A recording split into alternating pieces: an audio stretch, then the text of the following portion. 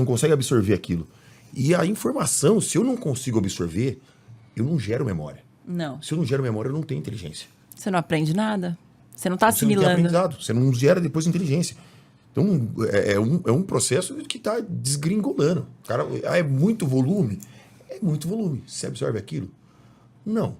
Luiz, eu vou te falar, esse muito volume, inclusive, eu vou até conectar com uma experiência pessoal minha. Eu sempre fui uma pessoa de muito boa concentração e muito boa disciplina. E do começo do ano para cá, eu senti que eu tive uma queda muito grande. Não conseguia fazer tarefas longas, tela, muito difícil a concentração. E eu sei que se eu sentasse em qualquer psiquiatra, toma, você tá com TDAH, ansiedade. Eu já me neguei a receber esse diagnóstico. Não estou questionando o seu diagnóstico, se você tem esse diagnóstico, quem sou eu para falar alguma coisa. Mas aí, qual foi o caminho que eu tomei? Fui estudar neurociência. Da minha cabeça. Humildemente fui buscar essa informação. E aí, o que eu percebi? Que essa exposição enorme a tempos de tela, ela coloca a tua dopamina num ciclo de dopamina barata. Porque, sei lá, se você ficar rolando o TikTok e o Instagram, sempre vai ter um vídeo lindo, maravilhoso para você ser feliz. E aí, quando você precisa executar as tarefas difíceis, seu cérebro já está viciado naquilo. Então, fica muito mais difícil ler um livro, muito mais difícil preencher uma planilha, muito mais difícil ter que fazer tarefas que demandam uma força de vontade maior da sua parte, porque elas não são prazerosas. E aí eu comecei a ver que existe até... Você pode até me complementar nesse momento. Existe uma área no cérebro que, em atletas, como eles já vivem essa coisa da disciplina obrigatoriamente, ela é mais desenvolvida. Então, o cara tem mais facilidade em fazer essas tarefas. E aí, eu falei, cara, eu vou mudar isso na minha vida. Aí, o que eu fiz? Eu reduzi o tempo de tela, coloquei vários limites de horário. E isso assim, eu sou influenciadora também, eu também trabalho com rede social. Mas eu entendi que, cara, a minha saúde mental tá em jogo aqui. Eu não tô conseguindo produzir. Reduzi o tempo de tela e comecei a colocar tarefas bem analógicas no meu dia e estar muito mais offline. Você não vai deixar de estar online se você reservar mais horas do dia estando offline, lendo um livro, regando uma planta, estando com seu pet, estando com seu filho, com a sua família. E aí eu senti que meu cérebro começou a voltar para um caminho melhor.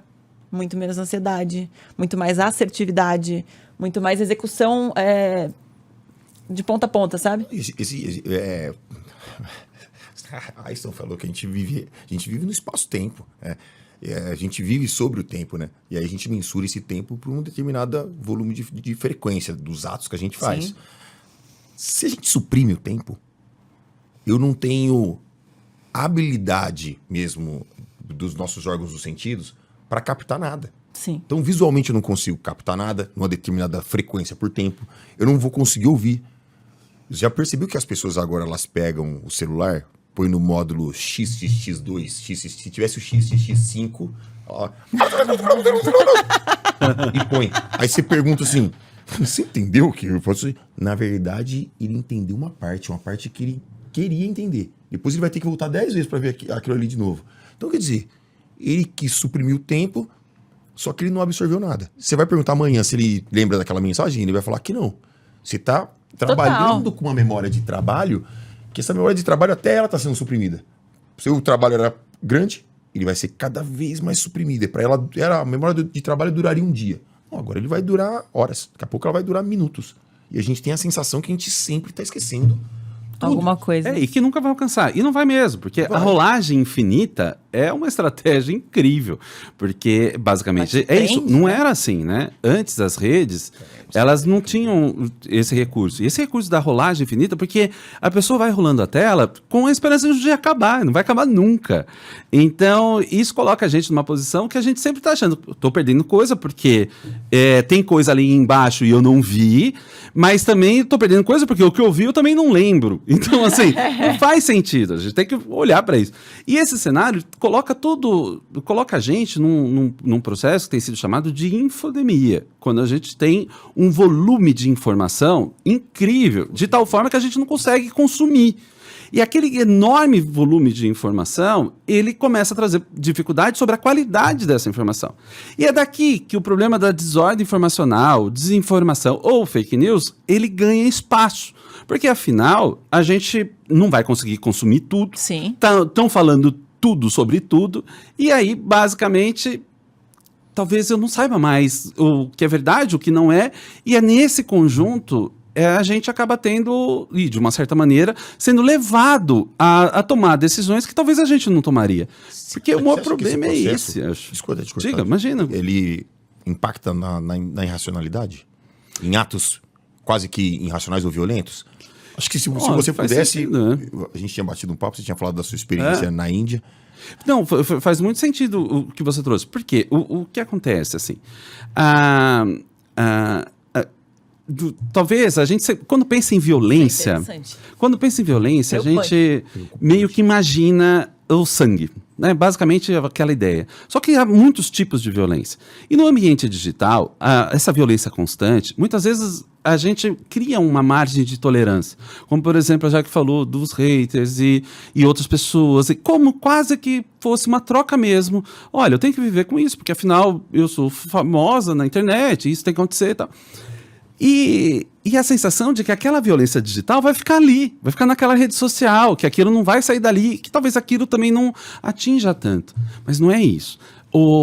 A gente estava batendo papo, uma das coisas que eu tenho feito de pesquisa sobre a desinformação online, sobre as fake news, é quando elas se transformam em sangue, quando isso transforma em violência física. Mas é legal dizer isso, porque antes muita gente dizia assim, olha, há uma possibilidade da fake news ou da violência digital se transformar em violência real. Não, a violência real, ela pode ser tanto digital quanto física. As duas são reais. É violência, isso já é violência. Eu fiz uma pesquisa sobre os casos de linchamentos na Índia. Na Índia, há diversas divisões de etnias e estamentos religiosos, onde você divide a comunidade em diversos grupos. Basicamente, começa a circular fake news dizendo que um determinado grupo está sequestrando e matando crianças, filhos de um outro grupo. E uma forma de agir ali, nesse caso específico, dizia que era um casal que chegava de moto e raptava a criança. Fingia que era legal, raptava a criança e fazia isso. E esse vídeo circulou muito na Índia. Até que chega uma hora que um casal está na moto e se perde. E ele vai até ali no povoado para pedir informação. Ou seja, era o script da fake news. Nossa. O que fizeram com eles? Lincharam até a morte. Depois foram investigar esse vídeo. Esse vídeo tinha sido gravado em outro país e era para divulgar a necessidade de atenção com as crianças. Não existia uma notícia de crime de rapto de criança. Ou seja, nada disso existia. Relação nenhuma e virou sangue. Aqui no Brasil, a gente teve um caso emblemático alguns anos atrás, que foi um caso que aconteceu no Guarujá. Havia uma página no Facebook chamada Guarujá Alerta, que divulgou um retrato falado de uma mulher, com uma história dizendo que essa mulher sequestrava crianças para rituais macabros. E dizia um pouco como que eram os traços daquela mulher e como que era o modo de operação daquela mulher. Esse desenho e esse conteúdo circulou tanto ali pelas comunidades, e aí num belo dia, uma pessoa... com as características similares. Com as características similares. Tinha esquecido a Bíblia na igreja no dia anterior e foi buscar de bicicleta. Uma das coisas que falavam naquele conteúdo era que essa pessoa assassina seria uma bruxa e que andava com um livro grosso preto, que seria o livro da magia. Resultado, essa mulher para num espaço e acaba fazendo um dos atos que dizia que era o meio de operação dessa bruxa, enfim. Que era, na verdade, mexer com as crianças ali e dar alguma fruta, alguma coisa assim. Daqui a pouco as pessoas começam a gritar, é a bruxa que está matando criança. Nossa, pronto. E aquela avalanche de pessoas vem e lincha essa mulher até a morte. Essa mulher que nunca teve nada parecido com isso, foi linchada até a morte por causa desse efeito manada e por causa de uma fake news. A filha dela era pequena, hoje é uma mulher adulta.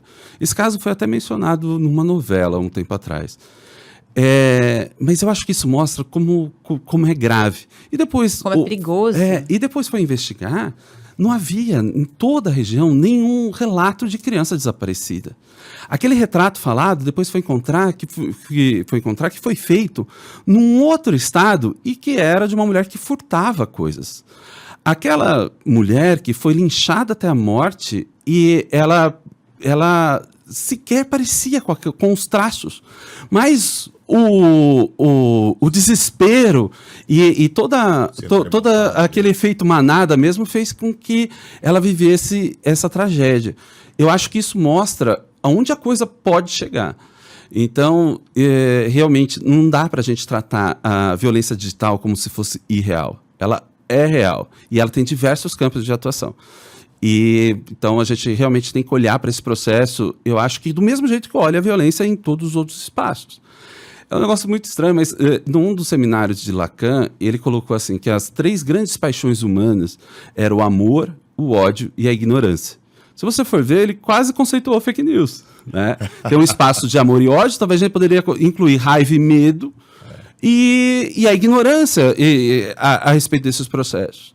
Ou seja, existem diversos caminhos que esse tipo de conteúdo pode influenciar e mudar a vida das pessoas, até acabar com a vida das pessoas, como aconteceu nesses casos.